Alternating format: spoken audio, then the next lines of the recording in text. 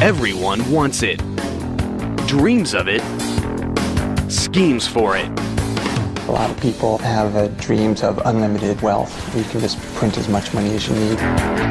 To feed the frenzy, the U.S. government is making it. We use tons of paper, tons of ink a day. Counterfeiters are faking it. We have a problem that is worldwide. It's global. And thieves are taking it. There was an employee who had an artificial leg, and over a period of time would place gold bars in the leg and walk out with them. Uncover the need and greed for green.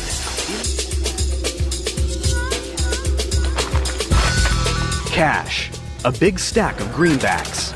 Nothing in the world gets the pulse racing faster. Most of us earn it the hard way, but others have shortcuts. It's a battle between those making it and those faking and taking it. And ground zero in this currency combat is the U.S. Mint and the Bureau of Engraving and Printing.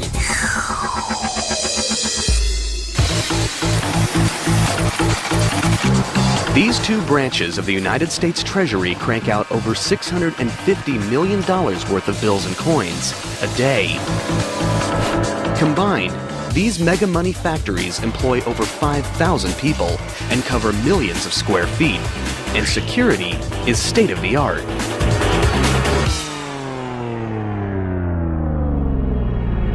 But where there's money, there's trouble.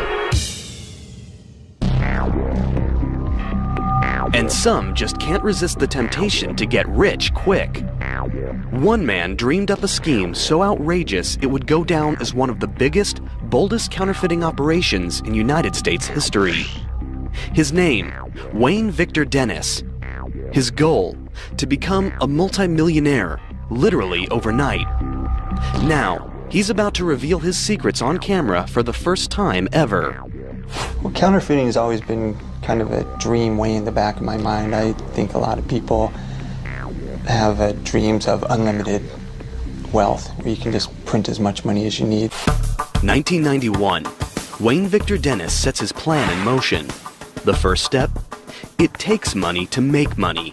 So Dennis empties his savings accounts and borrows whatever he doesn't have to pull together his target budget of $50,000. Next, he contemplates what denomination to counterfeit. I chose $20 bills because hundreds get scrutinized too easy. 20s, I know that people just accept them like they're nothing. They'll just take them and throw them in their cash register drawer. First, Dennis needs a place to print the counterfeit bills. He rents a house from his uncle in South Florida. He soundproofs a secret room, then moves in a 750-pound offset press that he picked up from a printing supply house. It's a machine he knows nothing about, but that's not going to stop him now.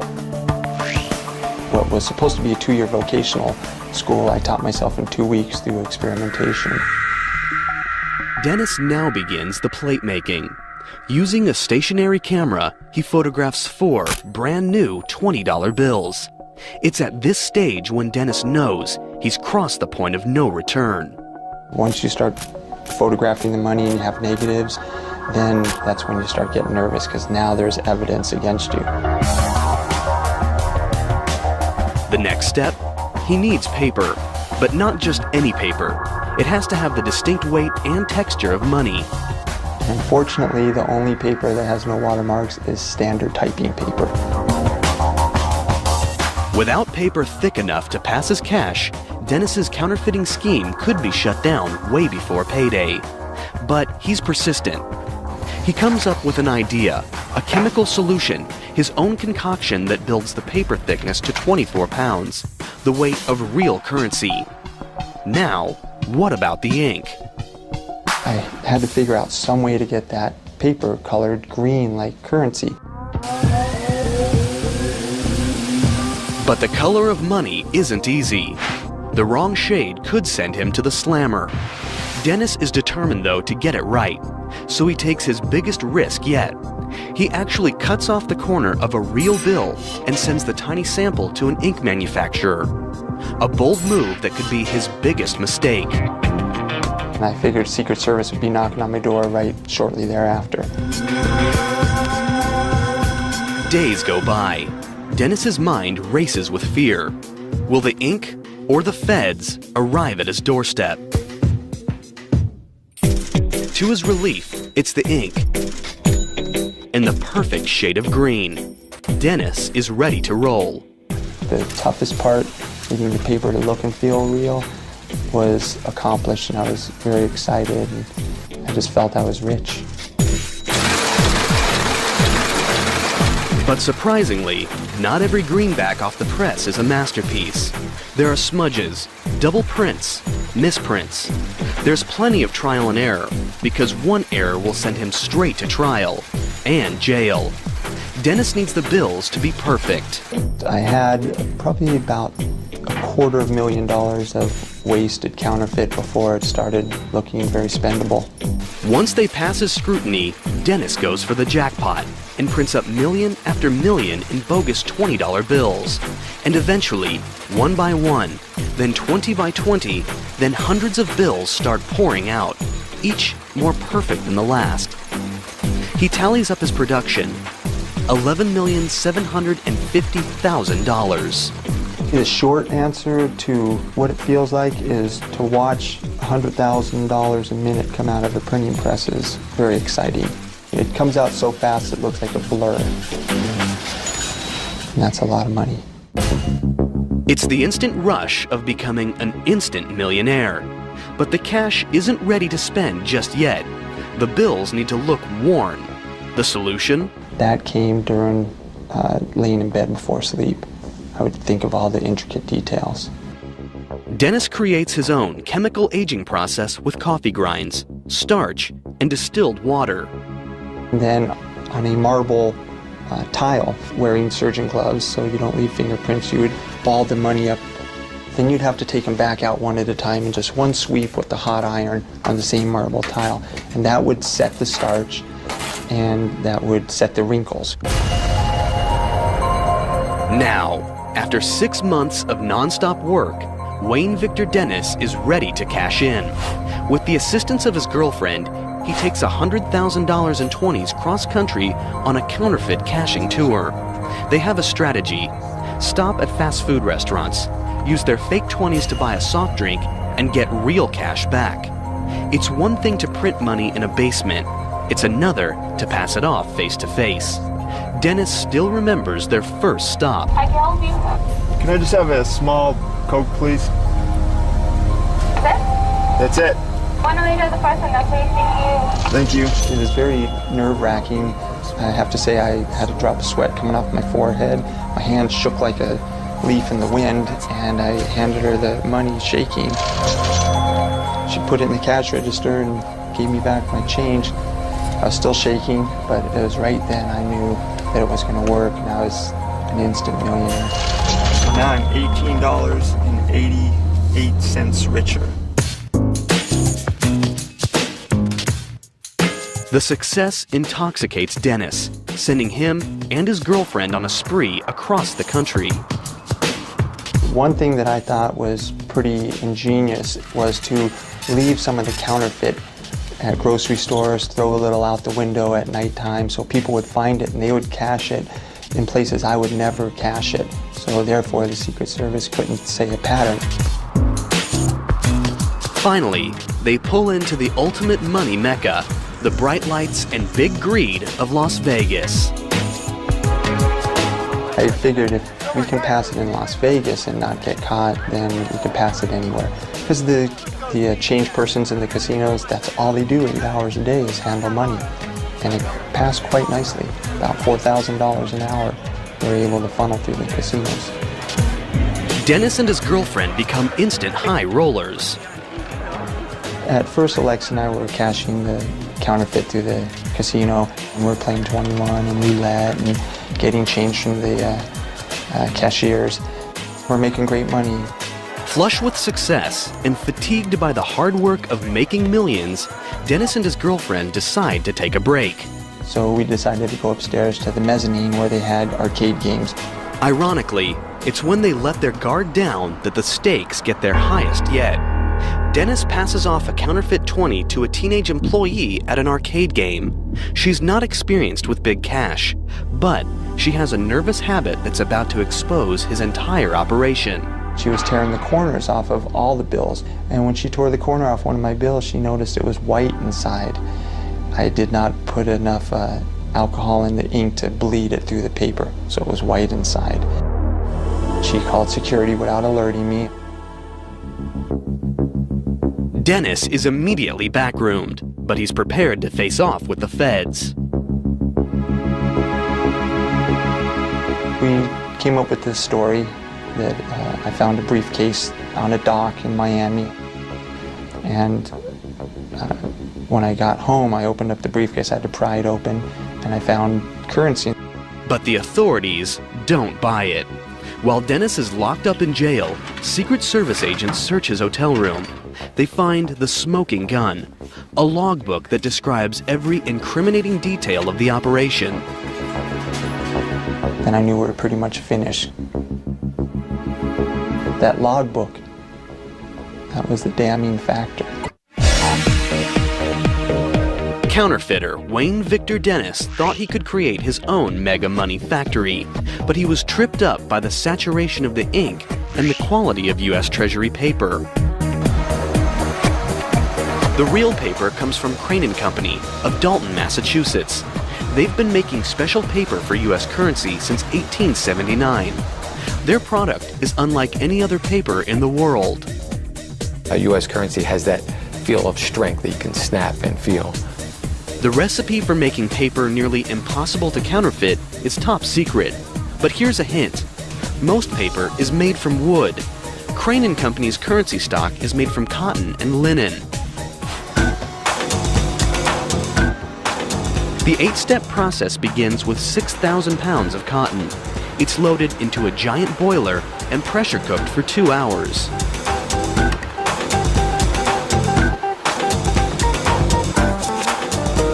Next, this mess is dumped into a massive tub the size of a swimming pool, where it's cleaned and bleached.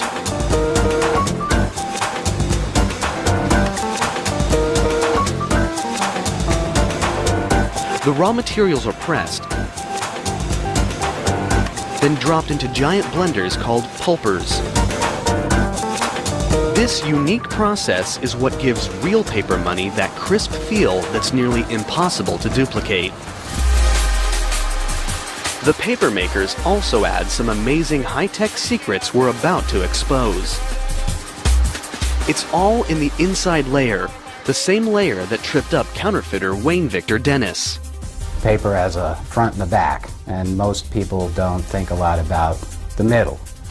But it's in the middle of the paper that a lot of the technology that contributes to making paper a counterfeit deterrent resides. It's a technique first introduced in 1996, when upper denomination bills got their major makeover. While the pulp is still wet, highly trained specialists tint the pulp, add color fibers, and presidential watermarks. Much of the exact process is top secret, but here's a tip. The fibers are drawn to conform to a wire mesh pattern in the forming process. That image is simply a result of more and less of the very same fiber that constitutes the bulk of the banknote. Next, it's time to add the Treasury Department's ultimate secret weapon, one that no counterfeiter has yet been able to replicate. They're called security threads. Each of these threads has microscopic numbers on them, 42 thousandths of an inch tall, denoting the bill's value. Using transmitted light, the text is clearly visible, but copiers and counterfeiting machinery that use reflective light see nothing. Can printing presses like the one Wayne Dennis used match this microscopic detail? You'd have better luck replicating a Rembrandt with a paint roller. The high-tech paper's now ready for drying. Using furnace-like heat, the paper presses move with precision to squeeze out any moisture and create rolls that are 8 feet wide and weigh more than 4 tons. Since the watermarks and security threads are embedded inside the paper, each giant roll is made for just one denomination. This giant tube looks more like bulky insulation than a big bankroll. But think again. You're looking at $3.5 billion worth of $100 bills in the making. It would be very difficult to counterfeit this. They did a great job in redesigning what the federal government did. This paper's transforming into some serious cash. It's the stage where stakes and security skyrocket. Wayne Victor Dennis made nearly $12 million of fake bills by cranking them out on a standard printing press. But the real deal? It all happens here in Washington, D.C. at the Bureau of Engraving and Printing's huge money factory. Every step along the way is designed to stop counterfeiters in their tracks. They occupy acres and acres of space, hundreds of thousands of square feet. It's a major operation. Inside, thousands of employees are involved in the money-making process, 24 hours a day, 5 days a week. And security? It's round the clock and never blinks, because working with money can be very tempting.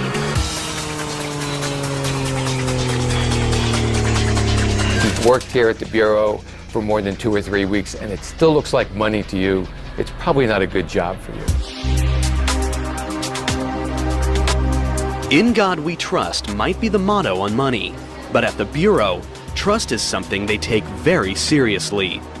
From the minute anyone walks through the door, they are searched, scrutinized, and watched by vigilant state-of-the-art security systems. Each morning, as employees arrive for work at the imposing Bureau of Engraving and Printing factory, they must pass through special magnetometers that screen for any hidden weapons. Security is so severe that cameras of any kind are immediately confiscated at the door to prevent would-be counterfeiters from stealing secrets or anything else. Once inside, a complex identification and scanning system tracks employees' movements everywhere they go. Motion detectors and alarms are placed strategically in key locations to prevent unauthorized access. The building is broken up into very specific security zones so that only those who are authorized to be in a specific zone have access to that. For extra security, many employees work behind steel cages where they are monitored by cameras. We have one of the largest closed-circuit TV systems in the world. With employees under non-stop surveillance, the Bureau now focuses on their biggest task, thwarting counterfeiters. The high-tech paper is just the beginning. There are 6 steps in engraving and printing, and each one makes the bills harder to copy.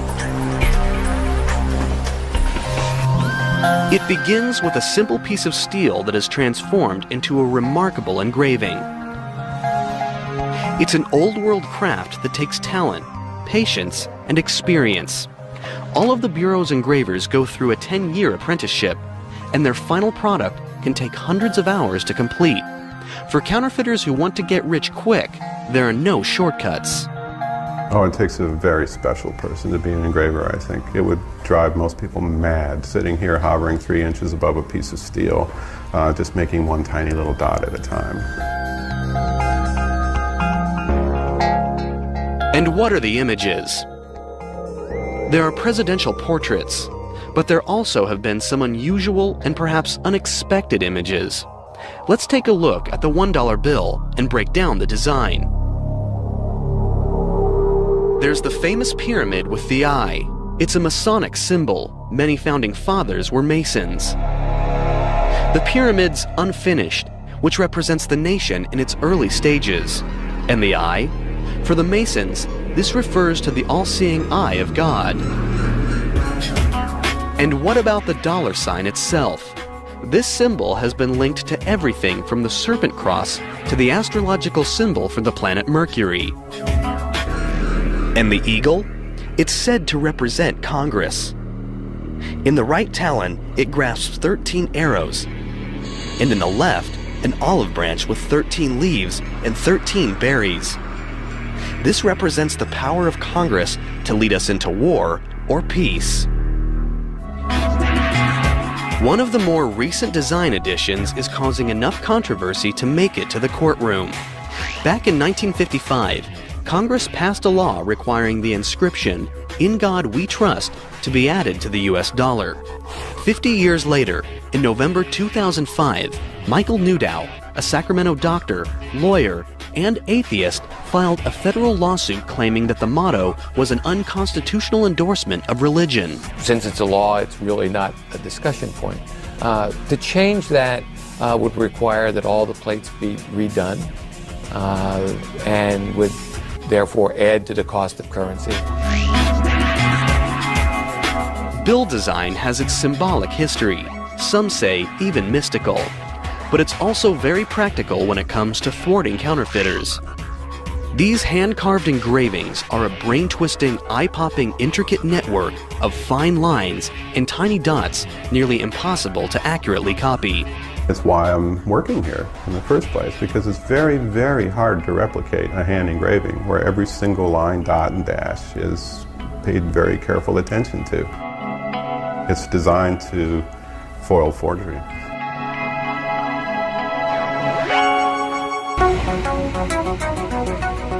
With the printing plates ready, the job moves from skilled human hands to hardcore machinery, the Bureau's massive printer called the Simultan.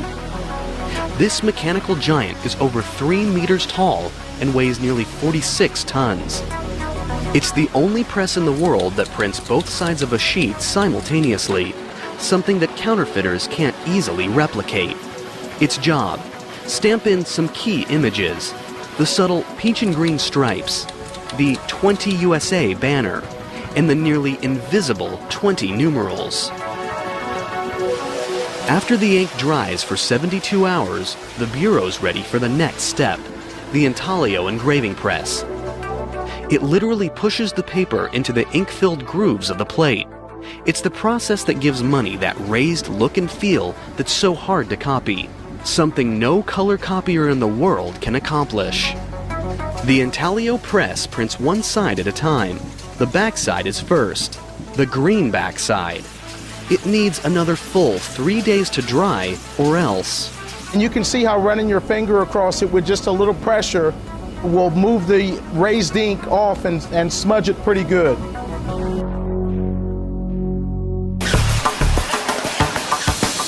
Then the face side is ready for printing with black ink and another metallic ink with a unique security feature. It shifts color according to the angle.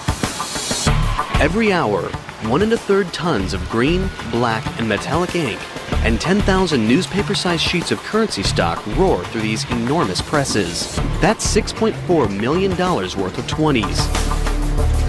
With 24 presses in operation, the Bureau can produce as much as $650 million a day. The Bureau's money inspectors now examine every bill, and they've got to be absolutely, positively flawless to pass the test. Rivers of green and black currency sheets pass under optical scanners that take pictures of the front and back of each bill sheet, looking for the slightest imperfection. The inspection process is amazingly fast and efficient. Catching imperfect bills is almost as important as catching counterfeits. Each sheet moves through in under a second. It's given a number as it passes. This computer keeps track of 37 separate sheets of currency at once, comparing over 1 million microscopic squares with a master image. If the computer locates a mismatched square, it displays it on a monitor. Here's a demonstration, a smiley face. It'll be spotted and show up as imperfect in less than a second. Imperfect bills are so rare in the general circulation that they are automatically collectibles, sometimes fetching thousands of times their face value. For example, in 2003, a flawed 20 sold online for $10,000. We find it odd that people would want to collect our mistakes.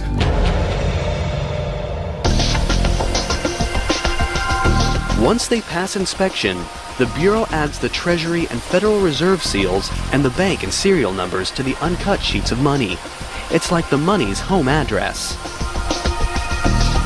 If you know the serial number and the denomination and the series, those three things will uniquely identify that particular piece of paper. It's never duplicated, so that we can tell when that note was printed and where it was originally issued. In a room the Bureau calls currency overprinting and packaging equipment, the money is finally cut, counted, and shrink-wrapped. It's now street-ready. If someone's going to pull off a heist, now would be the time. Bricks of 4,000 notes are stacked and sent to the vault. They'll wait there until it's time for delivery. The Bureau of Engraving and Printing makes billions in paper money every year. Counterfeiters try to rip them off. But does anyone bother with coins? Actually, coins have been in the crosshairs of scheming, thieving minds a lot longer than bills. Back when coins were made of gold, crooks would shave them down. Authorities countered by making coins out of less valuable metals. But that doesn't mean the war between the thieves and the feds is over just yet. This is the Philadelphia Minting Plant, the largest coin factory in the United States in both size and production. This massive fortress of a building spans the length of 5 football fields. Inside, this mega mints a fine-tuned combination of raw machine power and precision craftsmanship, and the security's stone-cold serious. We are really in many ways the envy of the world mints. There are 8 major steps in the minting process. It begins with the design. Whenever Congress authorizes a new coin or metal, the mint sculptor engravers sketch out their ideas. It's a contest. Whoever comes up with the best design wins. The prize? Having their artwork displayed on a U.S. coin means it's seen by hundreds of millions of people every day, a number that puts the Mona Lisa to shame. John Mercanti has engraved more than 100 coins and medals. It's a very privileged position to be in. It really is, especially as an artist. Until the 1970s, the sketches were hand-drawn. When we had to make a correction on a drawing, we would have to go back and redraw the whole thing. Computers have changed all that. Today, software programs streamline the process. After the design is approved, the artist takes up traditional tools to sculpt a clay model. It's usually 3 to 12 times the size of the finished coin. It takes a certain degree of concentration.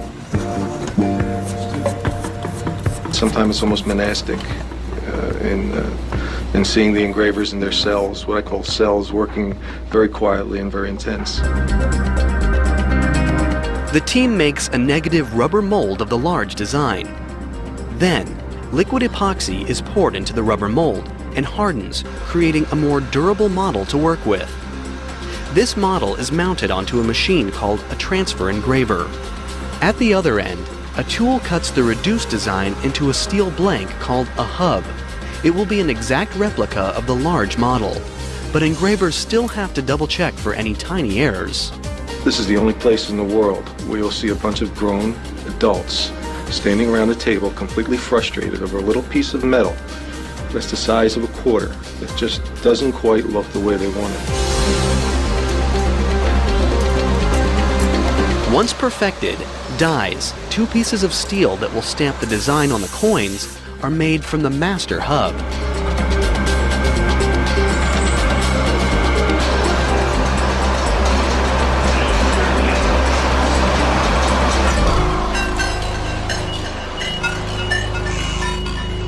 Then, raw machine power takes over.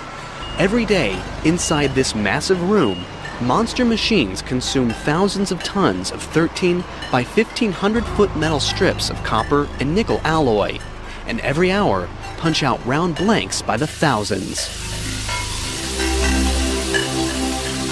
The blanks are softened in these towering annealing furnaces and then run through a washer and dryer.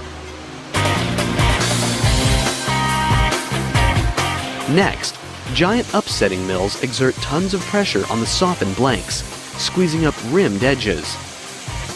Finally, huge coining presses stamp the long-awaited images on the coins, 750 strikes per minute, with nearly 100 tons of force.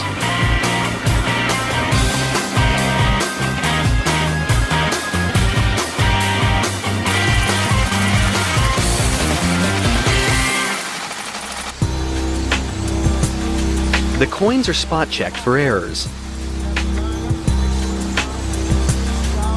And once they're clear to go, colossal counting machines drop them into vault bags. Forklifts then carry the coins into highly guarded, secure vaults. At the end of each workday, the Mint has created another 80 million coins worth $3 million. Counterfeiters don't typically bother with quarters, dimes, and nickels. When it comes to ripping off the Mint, the most likely threat is theft. Security is very serious. Anyone visiting or working at the Mint will have their pocket change immediately confiscated at the door. And the vending machines inside? They only accept prepaid plastic. No high security facility has ever really successfully been robbed unless it was due to an insider's participation.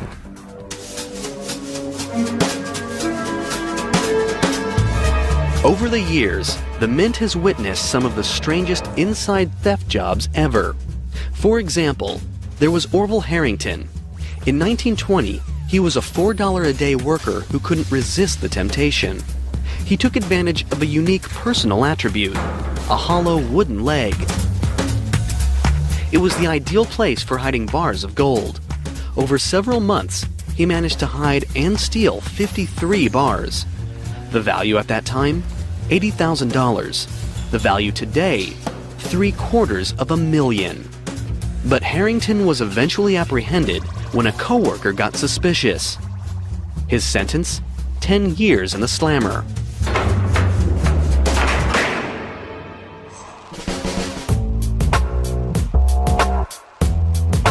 In the late 70s, the New York Mint was the target of an even more bizarre robbery. That facility actually refined gold. So you would see gold in all different states of finish in 7-ounce bars and just bulk little clumps and in BB type size. So it was all over the place. It looked like Willy Wonka chocolate factory for gold. An employee came up with a deviously simple scheme that took advantage of a weakness in security checks. His key attribute was his height, and all he needed was a newspaper. He wrapped up gold dust in little bags, then rolled a newspaper up to cover it. He was about 6'7". When he would leave, he would stand with his newspaper in his hand and raise his hand straight up over his head in order so the guards can search him very easily. And unfortunately, none of the guards were as tall as he, and so they could never reach his hand. You're clean. Have a good one. You bet. Thanks. Today, it takes more than wooden legs and wrapped up newspapers to steal from these highly guarded facilities. They've got their own armed police force whose job is to protect over $100 billion in gold, silver, and coins. The Mint police go through vigorous training, including SWAT and anti-terror measures. The bottom line is preventing crooks from getting inside in the first place.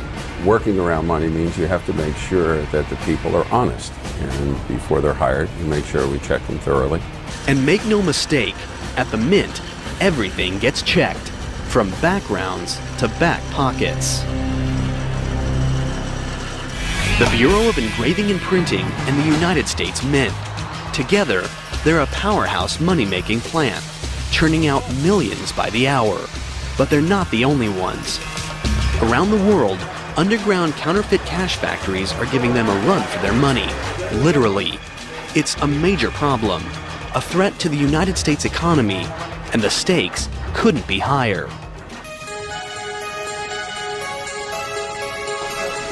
Historically, the United States has always been a nation where people believed they could get rich quick. But that dream has had a dark side. Ever since bills have been part of the United States currency, there have been people trying to fake them. In the early days of the dollar, counterfeiting was a raging epidemic. From 1837 to 1866, during the free banking era, 1,600 state banks printed their own bills, each with its own design. That adds up to 7,000 designs in total. That meant a lot of confusion for the public, and lots of opportunity for counterfeiters to cash in. To fight back, President Lincoln approved a plan to combat bogus bills. He created the Secret Service.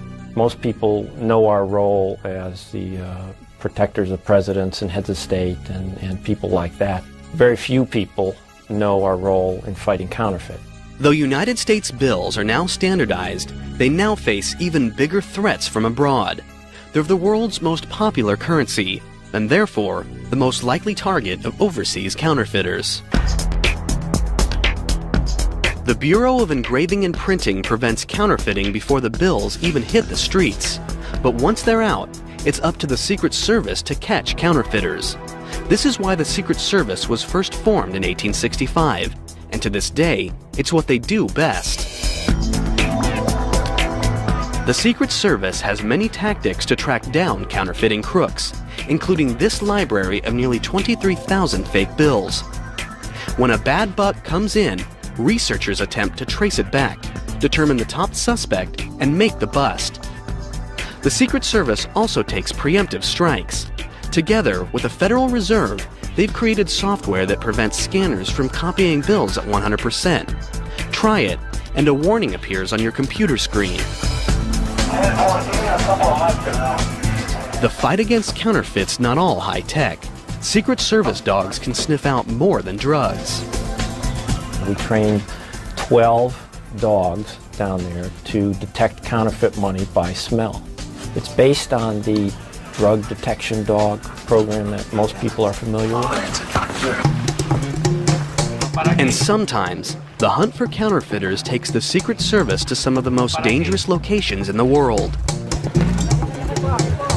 Colombia, known for its drug cartel, has another illegal and highly profitable export.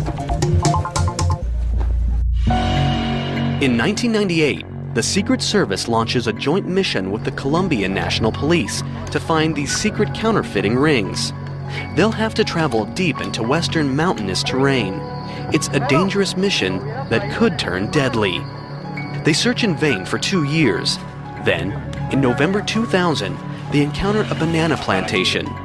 Once they search the modest cinder block shelter, they uncover more than produce. The Secret Service has just stumbled into a counterfeiting hotbed.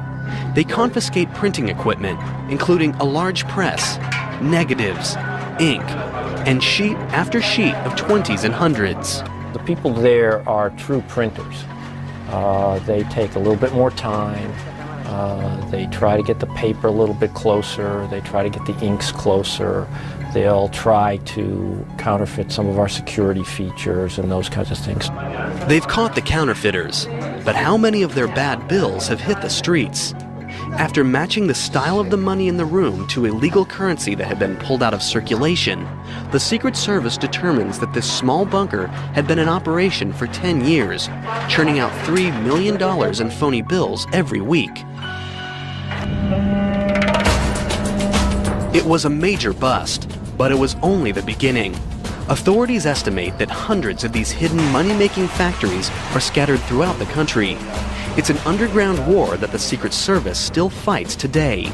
We have an office in Bogota. We work closely with the police forces down there. And together, we have made a significant dent in the amount of counterfeit money. The United States Mint and the Bureau of Engraving and Printing's job is to manufacture mega money. It's a high-stakes, high-security operation designed to stop counterfeits and theft. But once the money is ready to enter circulation, the opportunity for danger is even greater. When money changes hands, anything can happen. Transporting the money from the factories is a major operation that calls for the highest vigilance against gunpoint heists and even inside jobs. Each money factory has immense loading docks. Forklifts and transfer workers move the money under intense security precautions. Armed guards watch every move. At the transport points, as you're loading it or unloading it, is the riskiest part because the money's exposed for anyone to take. Millions of dollars are loaded up into unmarked 18-wheelers. And where do these semis go? They're headed to a main depot. After that, Armored cars drive the money to every bank and branch that's part of the Federal Reserve System. Created in 1913, the Federal Reserve is the central bank of the United States, the clearinghouse for cold, hard cash.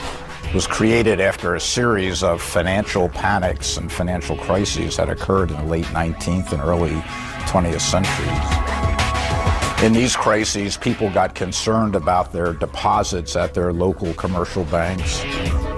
Today, there are 12 Federal Reserve banks nationwide, each serving a specific region of the country. The Federal Reserve is an intermediary between banks that have more currency than they need because they've taken in deposits, lots of deposits of currency, and banks that have a need for currency. And as that currency is deposited with us, and before it's sent out to the banks that have a need, we're like a filtering system. The Federal Reserve's giant vaults house the money until commercial banks need it. Then, armored cars take it straight to the banks. Once it hits circulation, currency passes through billions of hands. And billions of hands can do a lot of damage. An average bill circulates for 5 years before it's too tattered to go on. So how are bad bills pulled from circulation? When commercial banks receive cash, they in turn deposit it in the Federal Reserve Bank. It's here where all bills, the good, the bad, and the cruddy, come under close scrutiny. All 12 of the reserve banks have high-speed computer-controlled machines that count 40 bills a second, examining them with specially designed sensors to search for dirt, graffiti, and possible counterfeits. They send suspected fake bills straight to the Secret Service for examination. What happens to the old worn bills? They've got a date with the shredder. The Federal Reserve banks shred over $500 million a day. When these bills are shredded, they're out of circulation, and new bills are printed to take their place. But what do you do if your money is destroyed? The commercial banks won't take it, so this cash never meets the Federal Reserve's shredders. But it's still considered legal tender. So where does it go? Back to where it all begins, the Bureau of Engraving and Printing. The Bureau has a free service that most people have never heard of. It's called the Mutilated Currency Division, and anyone can send their most fragile 5s and tattered 20s directly to their office for a refund. Hurricanes, tornadoes, all of the natural disasters that you hear, we get the remnants of the currency that has been damaged from those things. When bills first leave the Bureau, they're inspected for the slightest flaws. The messy bills that make it back undergo the same careful scrutiny. The Bureau employs 17 full-time examiners. In 1 year, they can process over 25,000 claims of mutilated currency, worth nearly $100 million. The tools? Tweezers, knitting needles, small knives, tape, and glue. It takes 6 years of on-the-job training to learn the trade. Putting mutilated money back together is like a puzzle. Examiners must be able to piece together more than 50% of each bill to give a refund. If the bills are legitimate, the Bureau will write a check for that amount. This cash was burned in a house fire. The ashes must be reconstructed. You have to go through and you have to figure out which piece goes where, what goes to what note. Handling all this money, though, can be a filthy job. These toxic bills were sent in after steeping in stagnant floodwaters. There are a lot of smells that come to this office. Smells that you probably wish you had never smelled.